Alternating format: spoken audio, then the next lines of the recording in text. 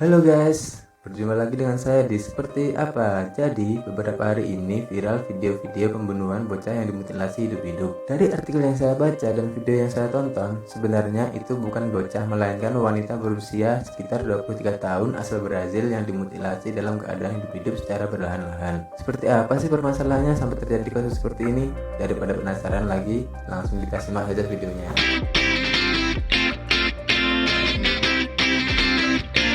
Jadi, menurut info yang saya baca, kasus pembunuhan yang disertai mutilasi ini sudah terjadi sejak tahun 2018. Namun baru viral pada tahun 2020 ini karena diupload pada salah satu media sosial. Dari video yang beredar, akhirnya muncul banyak reaksi sedih dan sadis.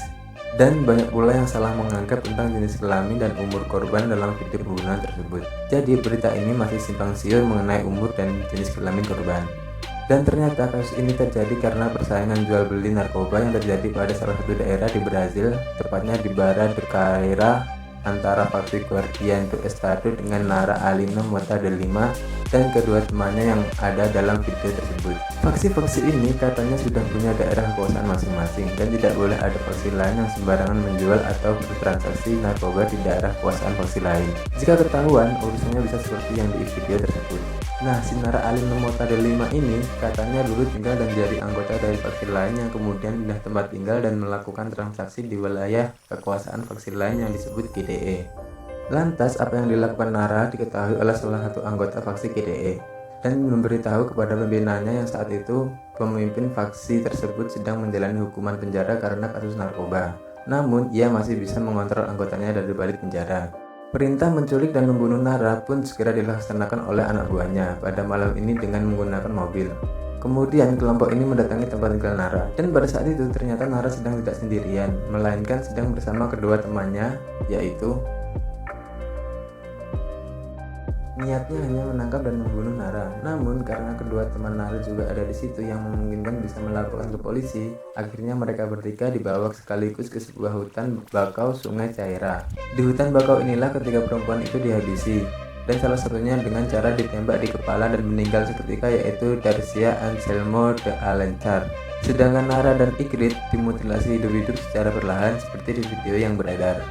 Mereka tidak langsung dibunuh, namun dipotong putus jari-jarinya dengan menggunakan sebilah parang. Setelah itu dipotong lengan kanannya hingga putus, lanjut hingga dengan memotong lengan kiri sampai putus.